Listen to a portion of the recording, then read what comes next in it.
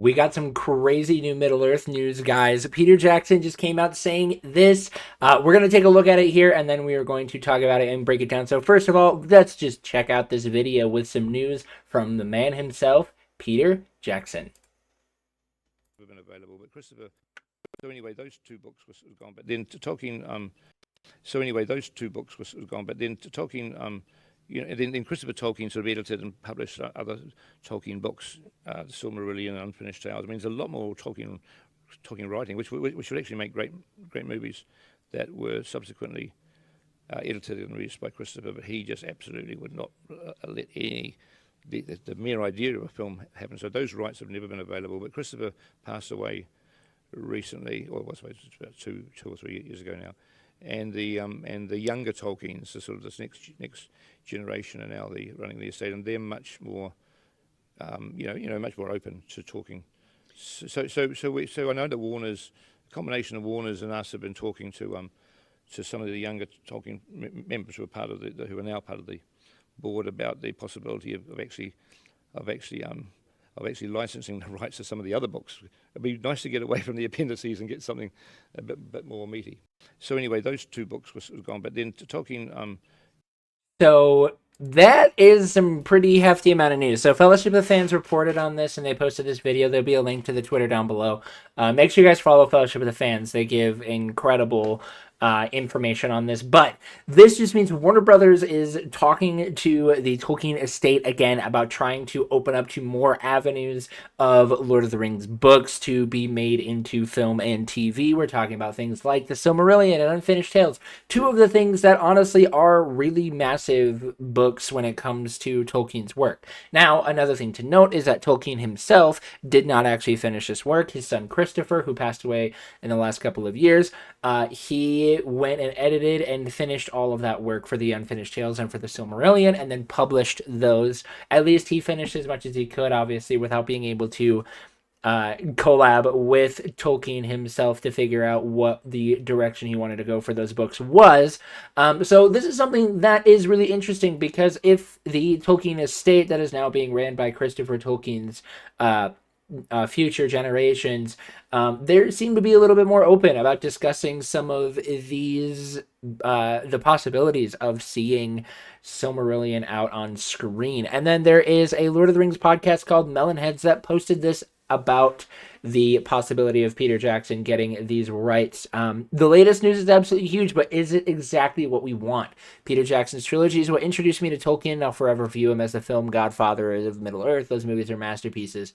But with The Hobbit and The War of the Rohirrim in hindsight, and being 25 years out from the OG success, is this brain trust still the right team for something as momentous as the Silmarillion? Some of these stories are so high fantasy that they might not even fit the historically real feel of PJ's original trilogy. Do we need a completely new vision, or is Jackson the only one we can trust? Who else would you even want to see take the mantle?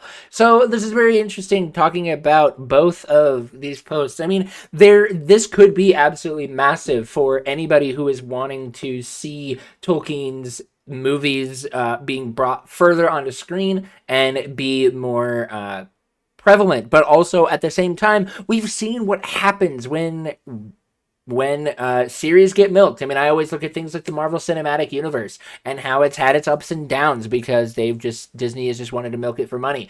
Star Wars has seen its ups and downs when things just get milked for money versus trying to make good quality media that comes out.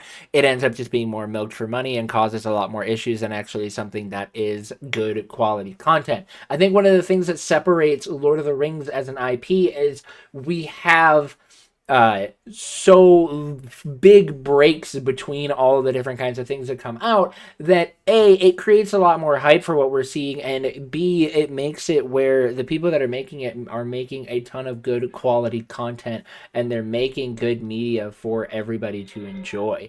And so I think that is something that we really have to take into consideration with the possibility of the Silmarillion or the Unfinished Tales being something that does get negotiated into showing up on screen. I don't know. So I know that Christopher Tolkien was credited with saying that he absolutely did not like Peter Jackson's movies. He thinks that the movies have made the IP not what it was supposed to be. This is very much paraphrasing.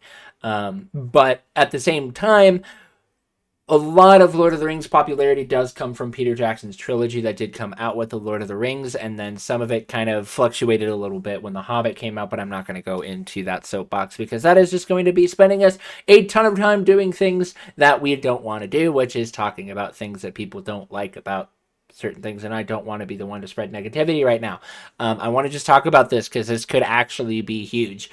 With Warner Brothers also getting involved, this is something that could be big, and I think Warner Brothers are really wanting to look at what they can do with the Lord of the Rings IP. I mean, we've talked about it already on a previous video with the new video game that's coming out, and now we're seeing The Hunt for Gollum coming out. Shadows of the Past was announced, so we're seeing a ton of Lord of the Rings content that is being announced and teased and everything, and so this could possibly be a big era where we see more and more Tolkien showing up on our screens. Whether or not that's something that people want, I genuinely don't know. But there is something that could happen. There's something that could not. Again, I'm not going to confirm and say that anything is totally in the works. I just wanted to report on this particular bit of news because it is pretty breaking and does provide a lot of really interesting things to think about. Let me know your thoughts down in the comments below about whether or not you think a Silmarillion or Unfinished Tales movie can happen. And also, let me know if you think that if it should be Peter Jackson. A lot of people maybe have lost faith in Peter Jackson since The Hobbit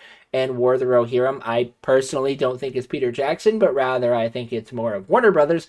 But that's another video for another time if I decide to go that route.